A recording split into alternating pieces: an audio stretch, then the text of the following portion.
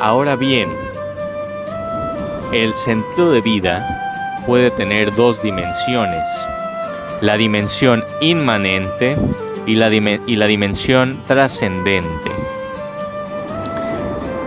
La dimensión inmanente, como su nombre lo indica, inmanente significa dentro de, es un sentido de vida que emana desde dentro de la persona, es decir, hasta cierto punto es de un carácter subjetivo.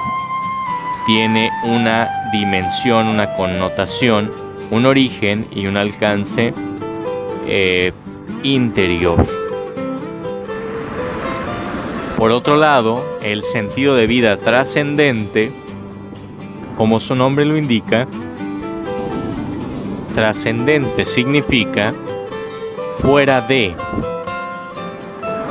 Esta dimensión nos habla de un sentido de vida que viene dado desde fuera, es decir, es un sentido de vida o un sentido que nosotros le damos a nuestra vida en función de algo externo a nosotros.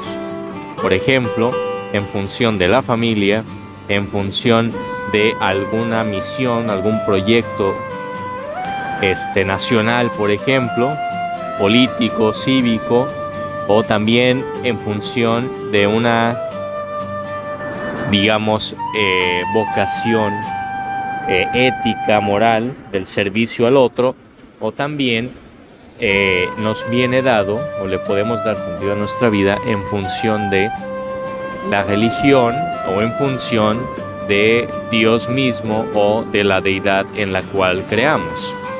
En ese caso, nuestra vida adquiere sentido en función de eso otro que está fuera de nosotros, es decir, en función ya sea del prójimo, en función del país, en función de Dios, en función de los dioses o en función de la religión misma que profesemos, en función de algo externo, en función incluso de la propia sociedad.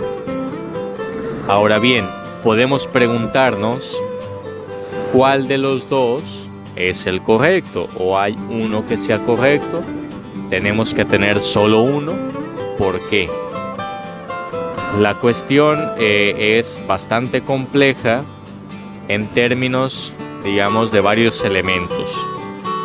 Ahí se involucran diferentes conceptos coextensivos a todo esto. Por ejemplo, el concepto de libertad. Preguntarnos si nuestra vida debe tener un sentido inmanente o un sentido trascendente puede estar vinculado de manera directa o indirecta con el tema de la verdad, de la libertad, perdón. También de la verdad, pero enseguida hablaremos de ello.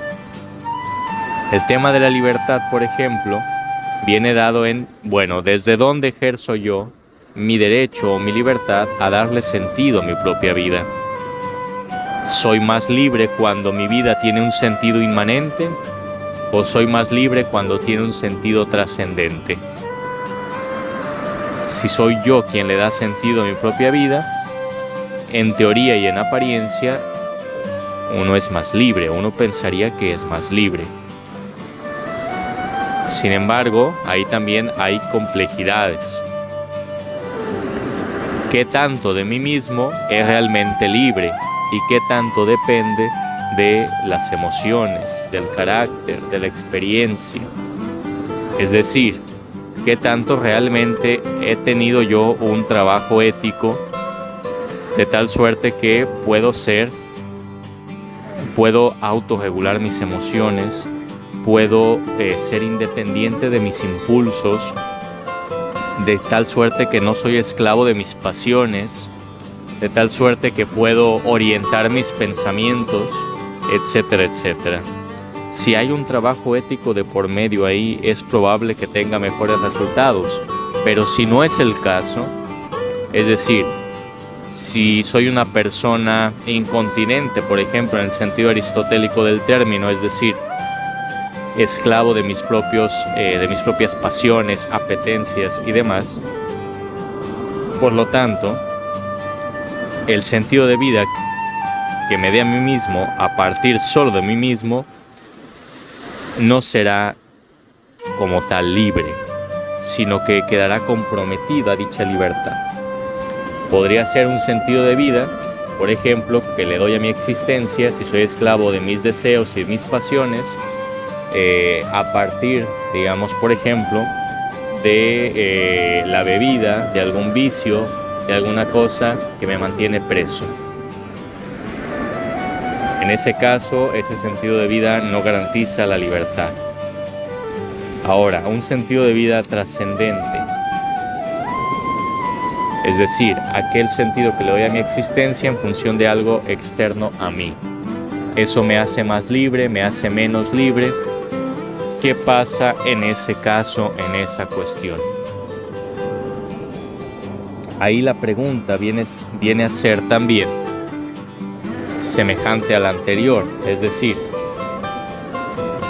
hay una libre elección, en este caso, de dar mi vida a ese fin exterior, o estoy siendo movido a ello por una coerción, estoy siendo coercionado, es decir, estoy siendo presionado o estoy siendo obligado por algo o por alguien externo a mí para que yo oriente mi vida en función de ese fin exterior, de ese fin trascendente.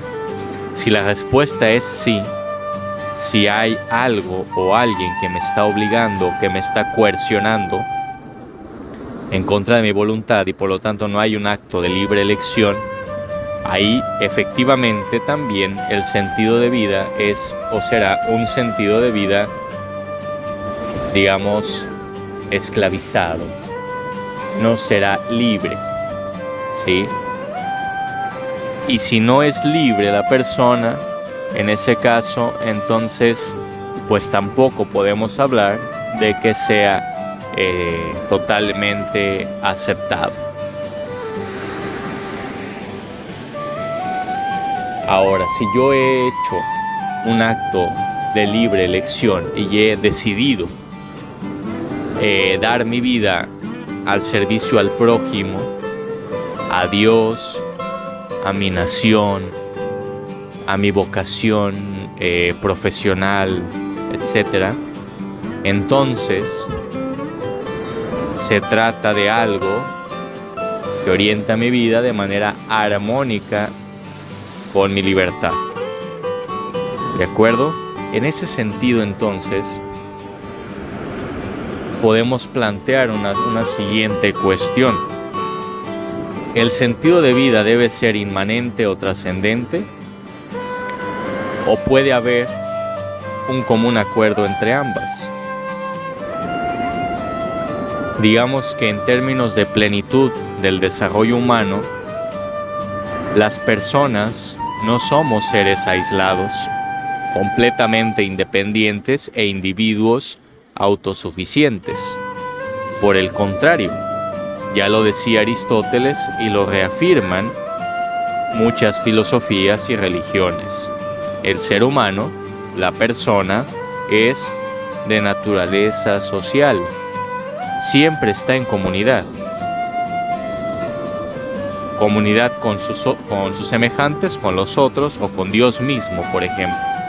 Nunca está solo. En ese sentido, entonces, digamos, el ser humano no podría plantear un sentido de vida o no sería coherente con esa naturaleza, no sería pleno, si plantea un sentido de vida al margen de esta dimensión trascendente. Es decir, desconociendo completamente cualquier motivación exterior o cualquier acto exterior. Sin embargo, no por ser social, el ser humano deja de ser persona, es decir, deja de tener interioridad. Entonces, en términos de plenitud y desarrollo humano integral, lo más conveniente es encontrar un sentido de vida que armonice ambas partes, que tenga una fuerte motivación interior, pero al mismo tiempo una canalización exterior. O dicho de otra manera, un sentido de vida fuerte y honestamente enraizado en la interioridad de la persona, pero claramente proyectado hacia su ser trascendente, hacia los demás, hacia el bien común, hacia su relación con Dios mismo o con la deidad o las deidades en las que crea. Debe tener esa dimensión siempre presente.